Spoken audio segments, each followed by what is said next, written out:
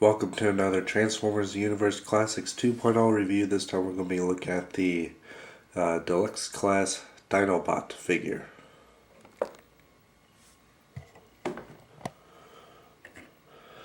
Before I continue on, I just want to apologize in advance for the way I sound. I've been really sick the past 2 days, so I really haven't had any time to really do this.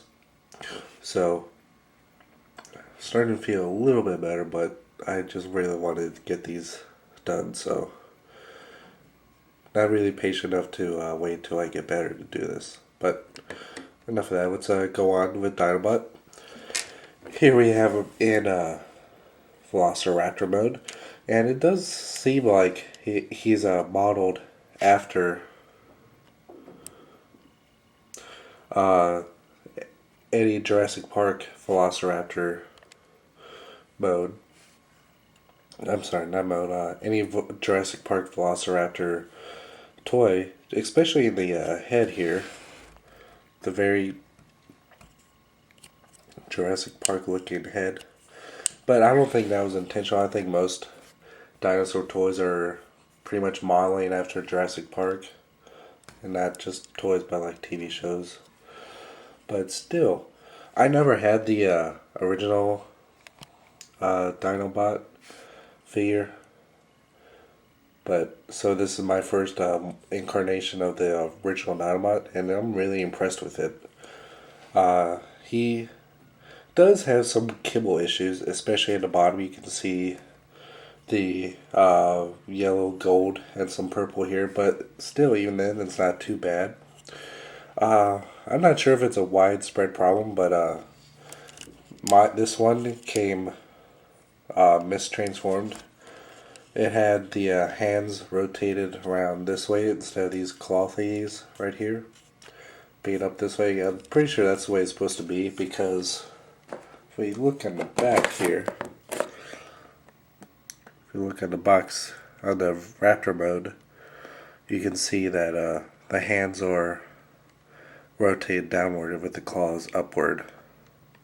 And this one is packaged the same way with the hands up. So maybe a widespread mispackaged problem, but pretty easy to figure it out.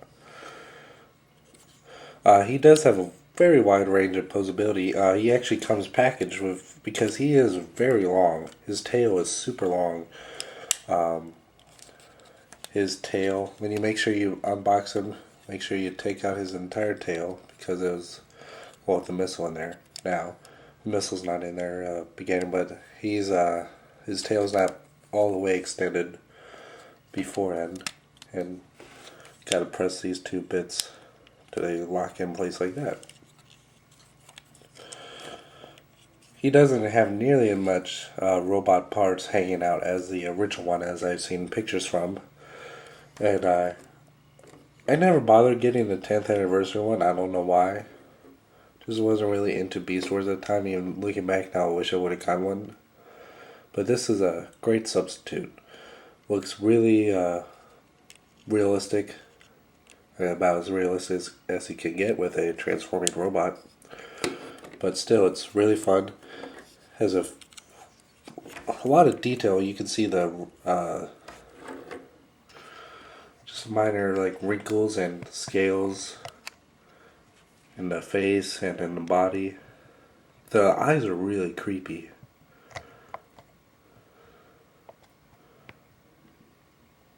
Just getting a nice look at the close-up detail. Okay. To transform into robot mode, first we're just going to take this entire tail off from here back, just like that. Just set that aside for now. Move the legs down. And even though his transformation isn't exactly the same as the original one, like the raptor feet or legs became the robot arms, it still looks fairly accurate in both modes. This part's really neat too. So you take these thigh parts. Rotate them back. So you see like these teeth things here. It's a little bit tricky to get these out because they're really soft and rubbery. There we go.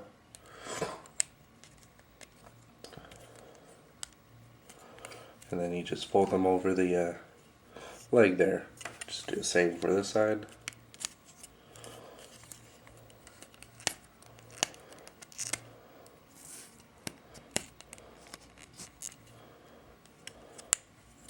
Probably help if you had like a little utensil, like a little dental equipment to get this out, or a little pen, because it can be really tricky to get them out. Now I'm going to take these pieces here, flip them down, and extend the arms.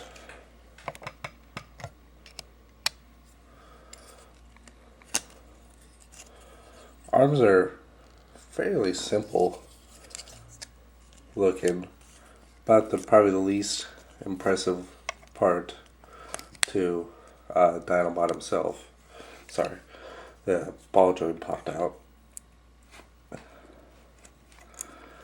And then you want to, even though this is fairly accurate looking to the his hands in the actual show, they gave him these actual real looking hands just so he could hold stuff, which I'm not sure if I like that or not.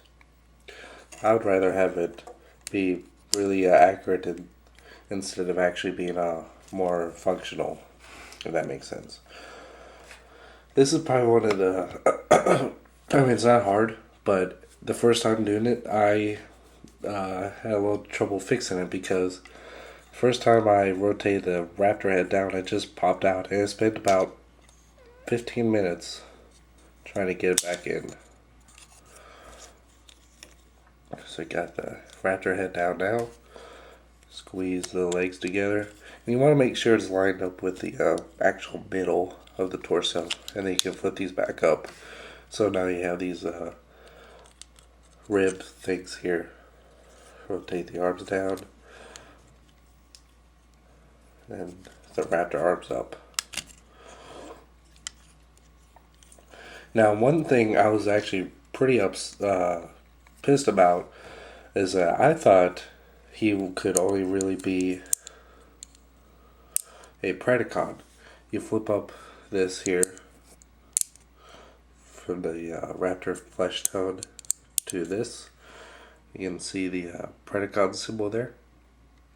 But I didn't realize until I actually got it that you can flip it one more time and he's a Maximal, which I prefer to have him like this because he's always a Maximal to me. Okay, to get his weapons ready, I'm going to take this tail section here and split it, peel it, and his tail into 3 pieces.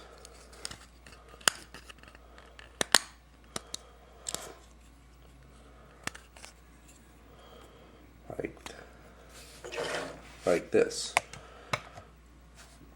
And then you can fold this down like that. And then to actually make him hold it, you kind of got to fold this one claw back and then actually put it in like this.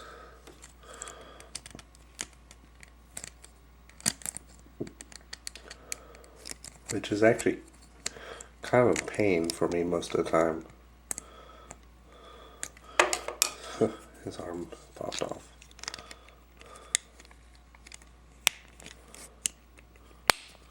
There we go. Try this one more time.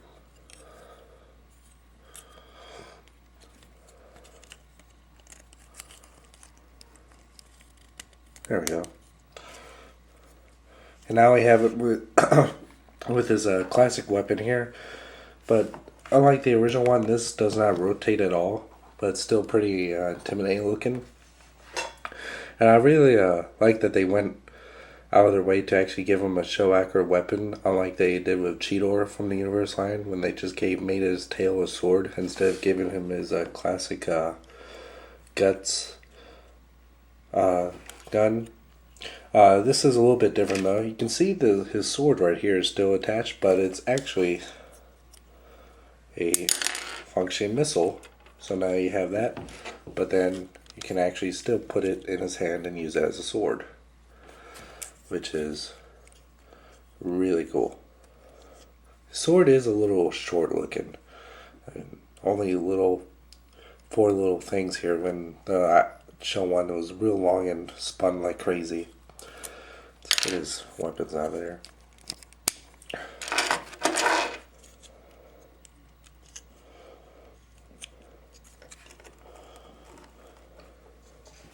Okay. When I first saw pictures of the robot mode, I was actually fairly disappointed with it. But now that I actually have it in hand, I'm really surprised at how much I like the overall design of it. I thought the face wouldn't be very accurate, but when you get really up close to it, you can see how accurate it is, even though the colors are a little bit weird. He has a purple face. I'm not sure why. In the show, he had a blue face. Maxwell signal or symbol also looks a lot better than the Predacon one.